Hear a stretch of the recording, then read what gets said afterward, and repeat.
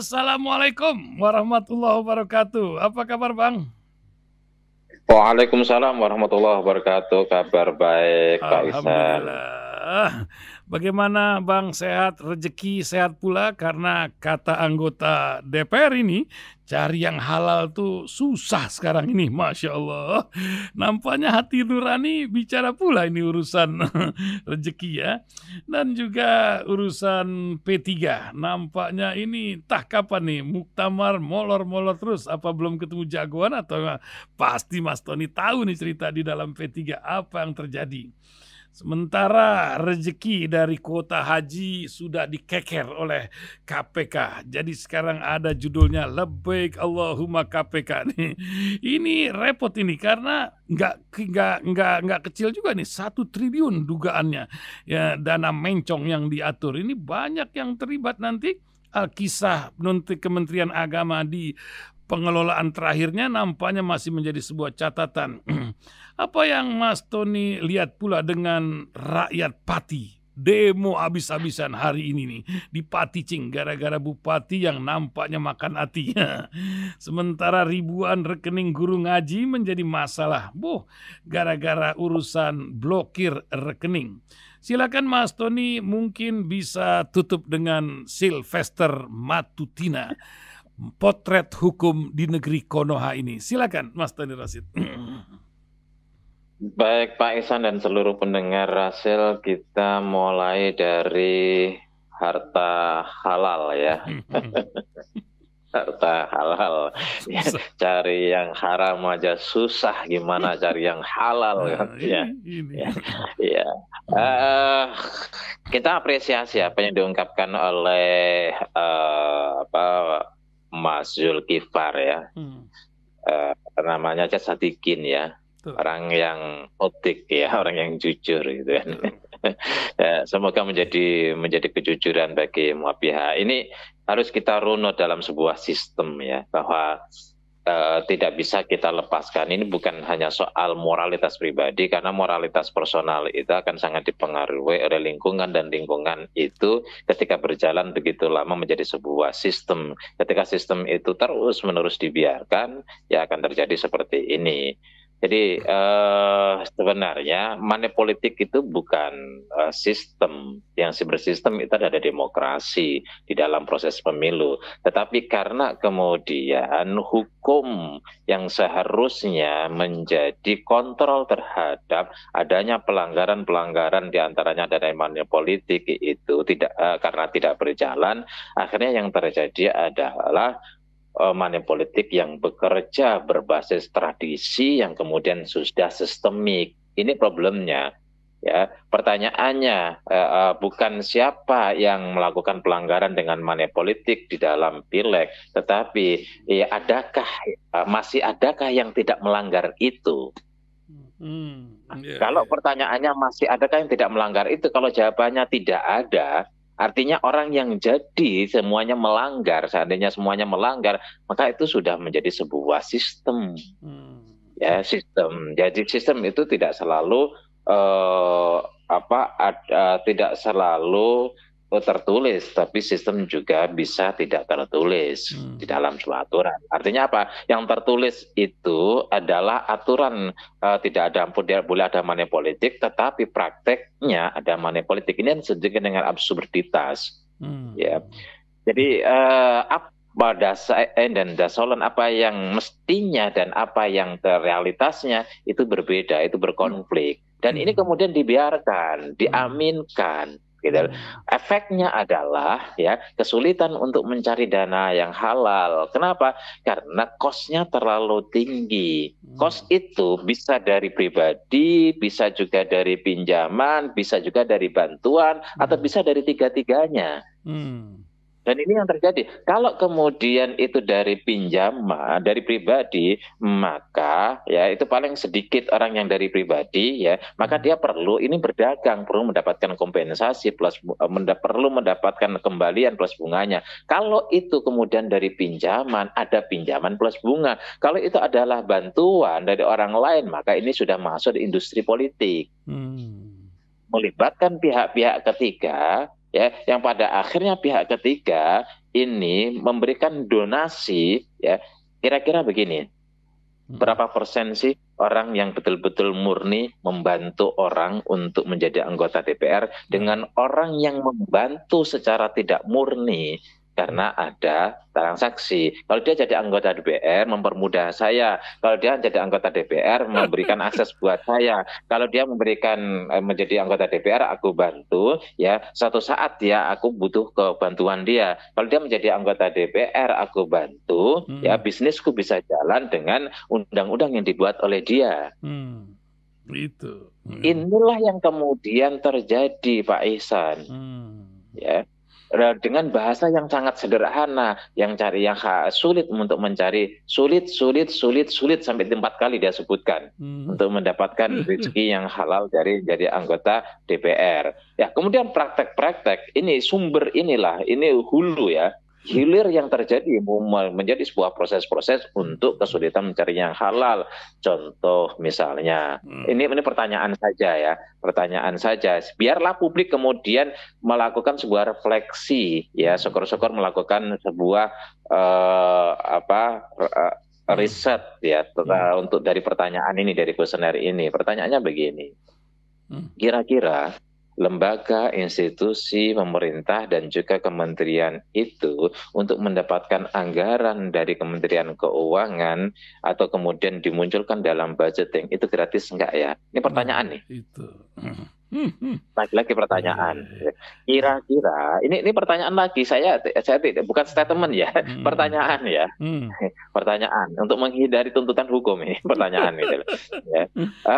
Kira-kira Pak Ihsan, ya, ini pertanyaan, apakah ketika menteri itu atau institusi itu dipanggil di meja bunda di gedung ya, di gedung ini Senayan itu ya, di gedung Senayan itu, kira-kira itu gratis apa bayar ya? Itu kira-kira itu. Terus kemudian BUMN gitu kan, saya nggak perlu menyebutkan komisinya ya, ini komisi berapa ya, publik tahu lah sebagian. Kira-kira BUMN itu kenapa Garuda itu mahalnya setengah mati? Saya pernah ke Kaltim, Mbak. Aduh, bayar itu 16 juta satu kali jalan itu. Masya Allah. Itu. Terus kemudian hampir tidak pernah sepi itu. Terutama di ekonomi hampir tidak pernah kosong. Tapi kok kenapa bangkrut ya? Kenapa Danantara kemudian harus dipaksa untuk menginjek kepada Garuda? Garuda itu udah mahal dan kemudian penuh terus. Kok banyak defisit ya? Ini kan problem kok bangkrut ya? Kok harus diinjeksi ya? Ini problem. Kemudian kemarin di Komisi 11 di BI ya, mereka yang lalu untuk mendapatkan CSR, kok semua dapat komisi dapat mengelola CSR, tapi kok jadi rumah ya? CSR itu kan tanggung jawab perusahaan ya, atau yang berkaitan dengan keuangan, kemudian dia CSR itu diberikan kepada masyarakat untuk kegiatan-kegiatan sosial. Untuk fungsi-fungsi CSR itu kan sosial. Ya. Namanya CS sosial. Ya. Jadi sosial, bukan CP. Ya. Pribadi bukan, personal bukan gitu. Itu perlu diganti CPR itu, bukan CSR itu. CPR itu. Ya, ini seperti tadi Pak Ihsan bilang labbaika Allahumma KPK gitu kan. Ya, itu perubahan, itu sebenarnya pemelesetan. Yang benar adalah labbaika Allahumma labbaik, jangan sampai ada labbaika Allahumma KPK. Tetap labbaika Allahumma labbaik, itu ritual yang tidak boleh diubah. Ya, di Indonesia dalam prakteknya ternyata berubah dengan sendirinya karena ada kelakuan. Kalau di Saudi tetap semua orang berhaji dan berumroh, itu labbaik Allahumma labbaik. Di Indonesia kenapa ujungnya KPK? Nah itu lagi-lagi ya, ini di tracing gini soal haji ini masuk itu kan Komisi 8 gitu kan 1 triliun ya. Pertanyaannya ya, ini nanti ini hanya ada di kementerian atau masuk ke apa namanya ke pertanyaan lagi ya. Ini lagi-lagi bukan statement, tapi pertanyaan. Komisi 8 terlibat apa enggak dalam konteks ini? Terlibat apa enggak tanda tanya, gitu kan? Ini Pak Ihsan. Ada teman-teman saya itu dokter-dokter dan profesor, sebagian itu pembimbing haji dan umroh, daftar itu menjadi pembimbing, menjadi petugas haji, ya. Tes di Pondok Gede itu nggak diterima itu. Yang resmi nggak terima. Yang diterima justru ada banyak lulusan S1. Ya, banyak lulusan. Kok saya bilang sama teman-teman ketika ngobrol itu kan, wah kalian itu nggak tahu ilmunya, ini butuh ilmu di kelas dewa ini untuk bisa masuk ke sana. Saya bilang kalau ilmu di kampus kalian gitu kan, dengan disertasi kalian, dengan skopus kalian nggak masuk itu, meskipun kalian udah 100 kali menjadi pembimbing haji umroh. Karena apa yang dibutuhkan bukan ilmu itu, yang dibutuhkan ilmu apa? Ya tahu sendirilah. Gitu. Nah, ini makanya saya setuju ketika kemarin diundang beberapa waktu yang lalu lah, 2 minggu yang lalu saya diundang oleh satu LSM untuk bicara tentang ini BPH dan BPKH, ya BPH dan BPKH. Ketika saya sebelumnya ada meeting dengan teman ada di partai, dia pesan, tolong Anda bicara tentang disatukan aja, kemudian menjadi lembaga, kalau bisa menjadi Kementerian Haji. Oh, saya nggak setuju, saya bilang. Justru ini dikeluarkan dari haji karena masalah. Dulu misalnya BPKH, kenapa muncul dan itu dikeluarkan dari kementerian, dan itu setelah kasus yang terjadi pada kasus Surya Dhamma Ali masuk. Oh, ini keuangannya bermasalah, ada banyak oknum, ini dikeluarkan. Terus kemudian kemarin BPH dikeluarkan tahun 2024 melalui undang-undang itu, melalui peraturan presiden, itu pun usulan dari KPK. Kok usulan dari KPK ya, bukan dari pesantren ya? Kok usulan dari KPK ya, bukan dari MUI ya? Kok usulan dari KPK bukan dari Ormas Islam Muhammadiyah NU ya? Kok dari KPK? Berarti KPK kan hanya tahu ini pelanggaran dan potensi korupsi. KPK kan tahunya korupsi kan? Nah, karena itu harus bisa. Bukan hanya BPKH, keuangannya dibikin lembaga sendiri terpisah ya. Kemudian di Kemenak diberikan kewenangan untuk mengelola haji, diambil lagi kewenangan untuk mengelola haji juga. BPH, gitu kan?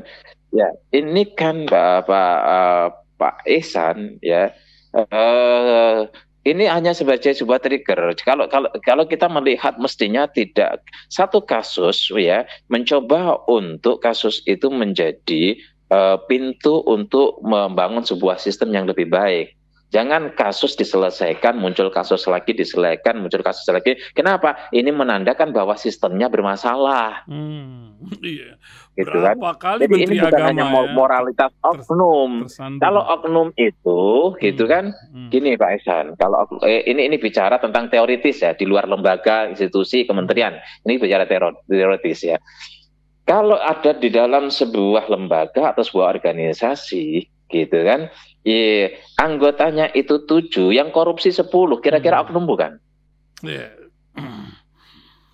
Nah, ini kalau bicara tentang organisasi itu ya, organisasi. Artinya apa? Ketika ada di dalam sebuah lembaga, ya, apalagi lembaga pemerintahan, dan itu kemudian begitu banyak dan masif ya korupsi, maka itu itu adalah masalah. Nah, ini kenapa di situ ada 10 travel ya, dari 20.000 ini kasusnya, dari 20.000 kuota ya 92%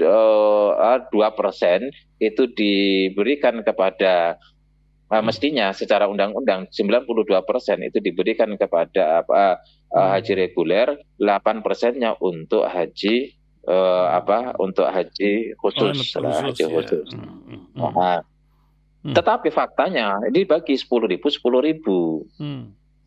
Itu 50%. Artinya apa? Ada begitu banyak yang dilakukan dan itu tidak bisa. Maka saya membuat teori itu namanya semoga ke depan buku itu terbit, kolektivisme.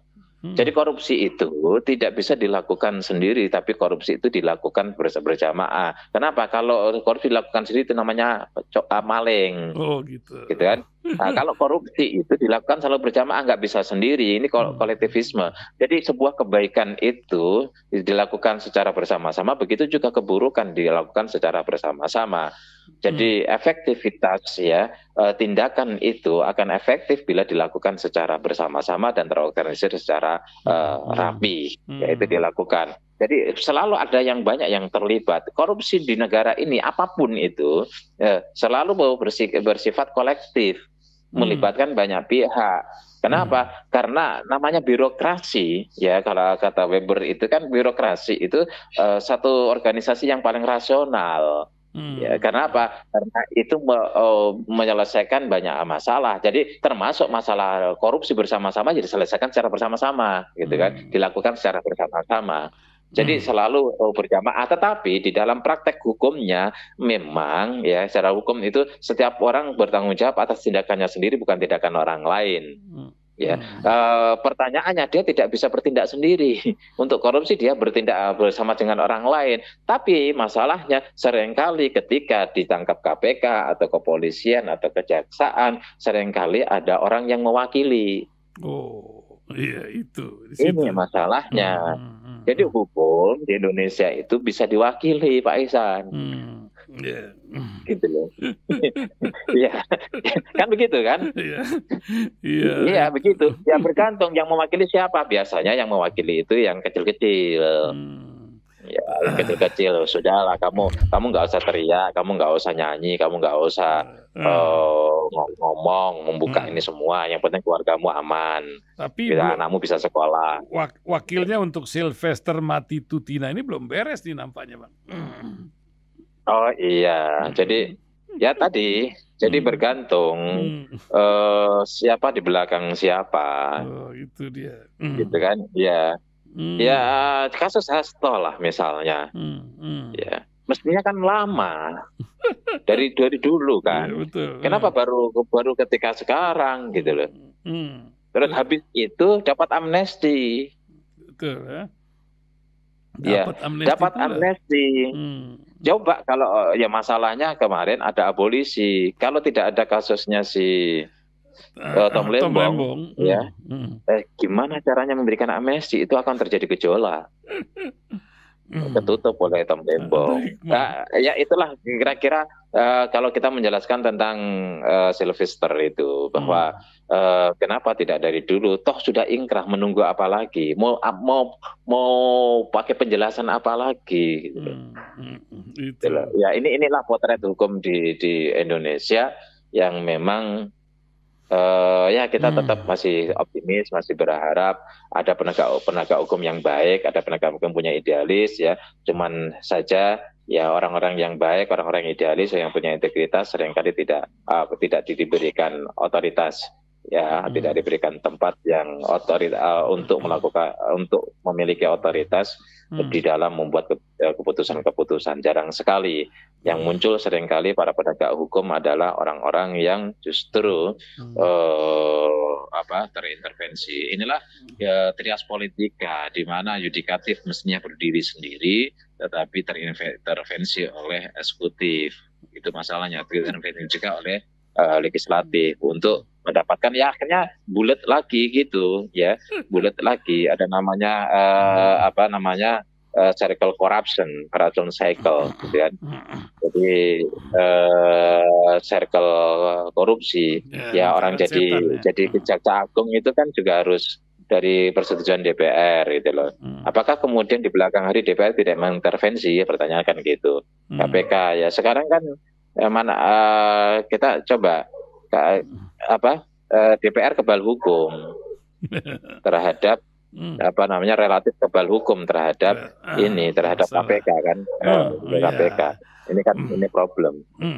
Makanya ya, Silver itu salah satu contoh dari ribuan kasus lah yang terabaikan ketika memang ada intervensi politik di dalamnya. Ya mestinya kita berharap Pak Prabowo ini ke depan dia mensterilkan proses yudikatif ini dari segala bentuk intervensi hukum, baik dari kekuasaan sekarang maupun orang-orang yang berada di luar kekuasaan. Masya Allah. Mas Tony, apa kabar dengan P3? Masih adakah? Muktamarnya jadikah? Kemana arah partai yang satu ini, Mas Tony? Iya, memang tidak mudah bagi partai yang sudah, bahkan tidak ada cerita di Indonesia ada partai yang sudah keluar dari DPR kemudian masuk lagi. Ya, ini tantangan cukup berat bagi P3. Di samping itu memang kita melihat di dalam P3 sendiri sudah kehilangan tokoh karisma yang bisa menyatukan. Kalau dulu ada Mbah Memun Zuber, Kiai Haji Memun Zuber, Sarang Rembang itu menjadi tokoh sentral yang bisa menyatukan semua pihak sehingga seperti beliau dalam keadaan P3 separah-parahnya dengan ada kasus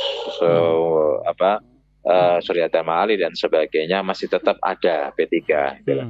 Tapi ketika beliau sudah meninggal, konflik yang ada di dalam makin meruncing ya, sampai hari ini pun ya di P3 sendiri sudah tidak punya kursi, ribut aja gitu loh. Ya sama dengan meributkan pepesan kosong gitu loh. Apakah ada peluang untuk kemudian P3 recovery, bangkit kembali? Tetap ada karena P3 memang punya basis-basis yang militan meskipun basisnya adalah masa lalu.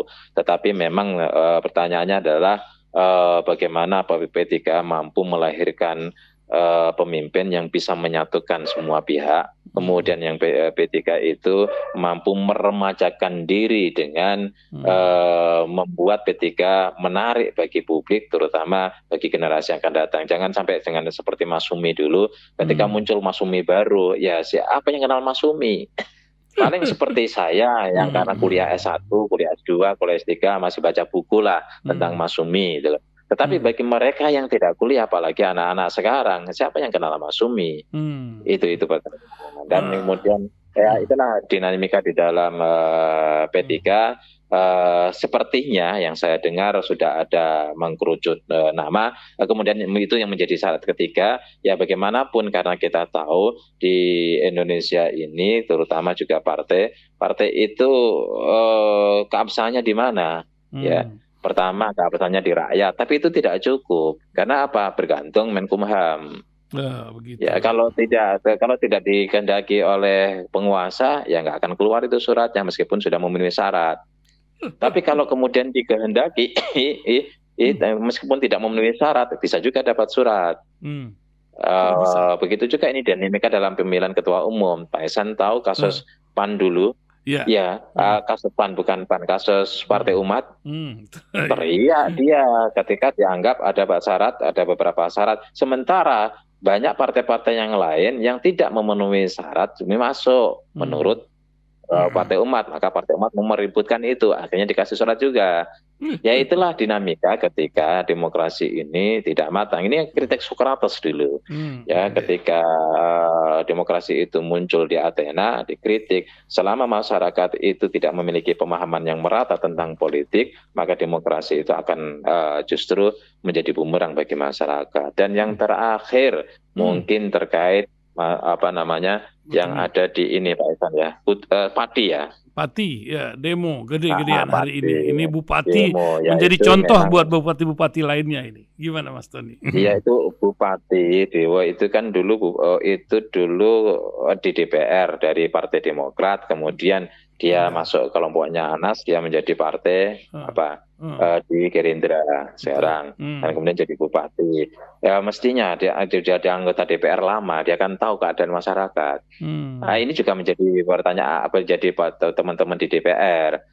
Jadi Anda wakil rakyat, Anda mesti tahu apa yang menjadi keinginan rakyat. Bukan hanya rakyat yang menjadi konstituen Anda, tapi rakyat seluruhnya. Anda misalnya di dapil Rembang, Pati, ya, kemudian Blora, gitu kan, atau dapil manapun lah, ya mestinya memahami betul problem rakyat. Dari situlah Anda dipilih, dari situlah Anda mesti memperjuangkan diri. Nah ini seolah-olah ini tidak tahu kondisi rakyatnya.